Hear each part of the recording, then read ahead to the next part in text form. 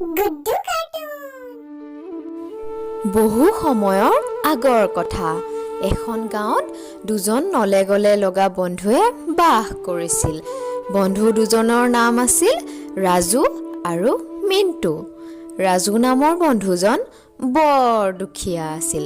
সি ছাগলী পুহি নিজৰ জীৱনটো নিৰ্বাহ কৰিছিল।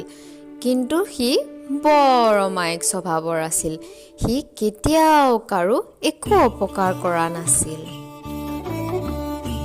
কিন্তু মিণ্টু তাৰ সম্পূৰ্ণ বিপৰীত আছিল।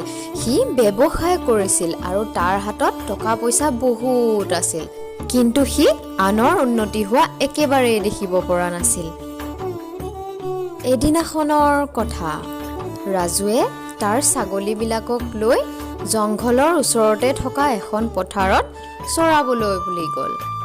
কিছু সময় চৰাই থকাৰ পিছত তাৰ বৰ ভাগৰ লাগিল। সি ভাবিলে, ছাগলীবোৰে ঘাঁহকে খাই থাকক, মই এই গছজোপাৰ তলতে অলপমান জিৰণি লৈ লওঁ।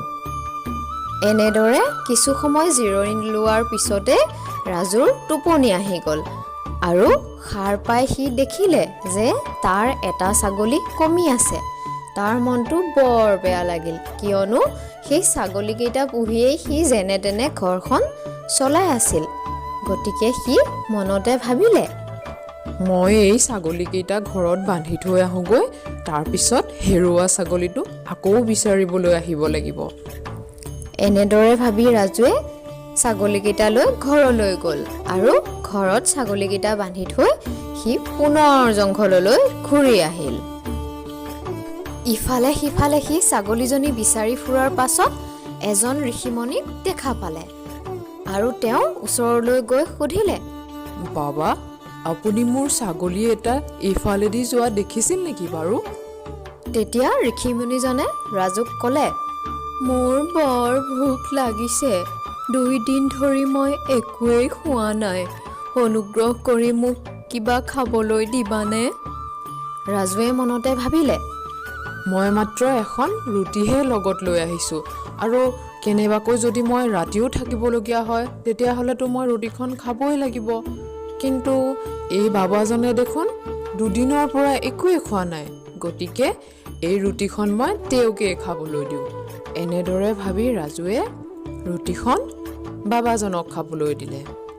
ৰুটিখন খাই উঠি ঋষিমুনিজনে ক'লে, অঁ, তোমাৰ ছাগলীটো মই সেই গুহাটোৰ ফালে যোৱা দেখিছিলোঁ, তুমি তাতেই বিচাৰি পাবা। ঋষিমুনিজনৰ কথা শুনি ৰাজুৱে সেই গুহাটোৰ ফালে যাবলৈ ধৰিলে। ইফালে ৰাতি হৈ আহিছিল। ৰাজুৱে গৈ গৈ এটা গুহা দেখা পালে আৰু সি ভাবিলে, আজি ৰাতিটো এই গুহাটোতে থাকিব লাগিব। এনেদৰে ভাবি সি গুহাটোৰ ভিতৰলৈ বুলি সোমাই গ'ল। সি টোপনি যাবলৈ চেষ্টা কৰিলে, কিন্তু তাৰ টোপনি নাহিল, কিয়নো ভোকতে তাৰ পেটটো কলমলাই আছিল। সি মনতে কৈ উঠিল, মই যদি কিবা অলপ খাবলৈ পালোঁ হয়। এনেদৰে কৈ উঠাৰ লগে লগে তাৰ সন্মুখত এসোপামান খোৱা বস্তু আহি গ'ল আৰু সি পেট ভৰাই সেই বস্তুবোৰ খাই শুই থাকিল। পিছে তেতিয়াও তাৰ টোপনি নাহিল, কিয়নো তাৰ বৰ ঠাণ্ডা লাগিছিল আৰু সি মনতে ক'লে, মই যদি এখন কাপোৰ পালোঁ হয়। আৰু এনেদৰে কোৱাৰ লগে লগে এখন কাপোৰ আহি গ'ল। তেতিয়া সি বুজিলে যে এইটো একো সাধাৰণ গুফা নহয়, এইটো হৈছে এটা যাদুকৰী গুফা। আৰু সি এনেদৰে ভাবি শুই থাকিল। ইফালে ৰাতিপুৱা হ'ল। ৰাতিপুৱা হ'লত ৰাজুৱে গুফাটোক ক'লে, মৰমৰ গুফা, তুমি মোক মোৰ ছাগলীজনী উভতাই দিব পাৰিবানে? তেনেদৰে কোৱাৰ লগে লগে ৰাজুৱে গুফাটোৰ বাহিৰত ছাগলীৰ মাত শুনিবলৈ পালে আৰু সি লগে লগে ওলাই আহি বাহিৰত তাৰ ছাগলীজনী ৰৈ থকা দেখিবলৈ পালে। সি বৰ আনন্দ পালে আৰু ছাগলীজনী লৈ ঘৰলৈ ঘূৰি আহিল। আৰু বাটতে সি ঋষিমুনিজনক লগ পালে আৰু সেই উৰা কাপোৰখন ঋষিমুনিজনক দি সি ঘৰলৈ গুচি আহিল। এনেদৰে কিছুদিন যোৱাৰ পাছত ৰাজুৱে তাৰ বন্ধু মিণ্টুক লগ পালে আৰু সি সকলোবোৰ কথা বিৱৰি ক'লে। মিণ্টুৱে মনতে ভাবিলে, ই ৰাজুটো কম বুৰ্বক নহয় দেই। সি এটা যাদুকৰী গুফাত থকাৰ পাছতো এটা ছাগলীহে বিচাৰি লৈ ঘৰলৈ ঘূৰি আহিলে। নাই নাই, মই এই গুফাটোলৈ যাবই লাগিব আৰু সোণৰূপ এসোপামান লৈ আহিবগৈ লাগিব।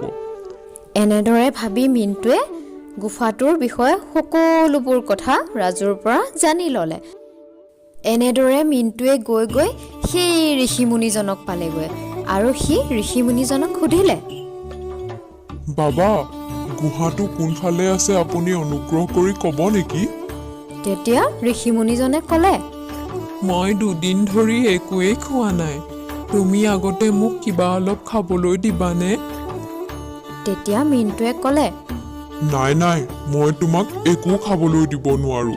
মোৰ হাতত যিকণ আছে সেইকণ মোকেই খাবলৈ লাগিব।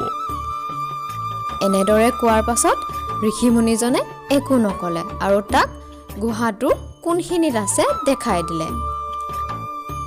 তাৰ পাছত মিণ্টুৱে গৈ গৈ গুহাটো পালেগৈ আৰু সি গুহাটোৰ ভিতৰত সোমাই গুহাটোক ক'লে, গুহা, মোক একেবাৰে গণিব নোৱাৰাকৈ সোণৰূপ এসোপামান দিয়া। প্ৰথমবাৰ এনেদৰে কোৱাৰ পাছত গুহাটোৱে একোৱেই নকৰিলে। তাৰ পিছতো মিণ্টুৱে পুনৰাই সেই কথাকেই ক'লে আৰু গুহাটোৱে লাহে লাহে সোণৰূপবোৰ দিবলৈ ধৰিলে।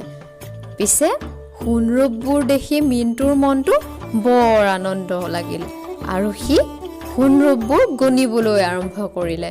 গণি থাকোঁতে থাকোঁতে বেচেৰাই গমেই নাপালে যে সোণৰূপেৰে সেই গুহাটোৰ দুৱাৰখন সম্পূৰ্ণৰূপে ঢাক খাই পৰিল আৰু সি সেইবোৰ গণি থাকোঁতেই বাহিৰলৈ ওলাই আহিব নোৱাৰি তাতেই মৰি থাকিল। মৰমৰ অকণিহঁত, আমি এই সাধুটোৰ পৰা কি শিকিলোঁ জানানে? আমি এই সাধুটোৰ পৰা ইয়াকে শিকিলোঁ যে আমি কেতিয়াও লোভ কৰিব নালাগে। লোভ কৰাটো বৰ বেয়া কথা। এতিয়া চোৱাচোন, মিণ্টুৱে অতিকৈ লোভ কৰাৰ কাৰণে ইমানেই বেছি সোণৰূপ পালে যে সি ঘৰলৈ অহাৰ বাটটোৱেই বন্ধ হৈ থাকিল। পিছে সি সেই সোণৰূপবোৰে কি কৰিব পাৰিলেনো? সেইটো তাতেই মৰি গ'ল নহয় জানো? গতিকে অকণিহঁত, কেতিয়াও লোভ নকৰিবা দেই। তেনেহ'লে আজিলৈ বাই বাই। পুনৰ এটা নতুন ভিডিঅ' তোমালোকৰ মাজলৈ লৈ আহিম দেই। তোমালোকে চাই থাকিবা।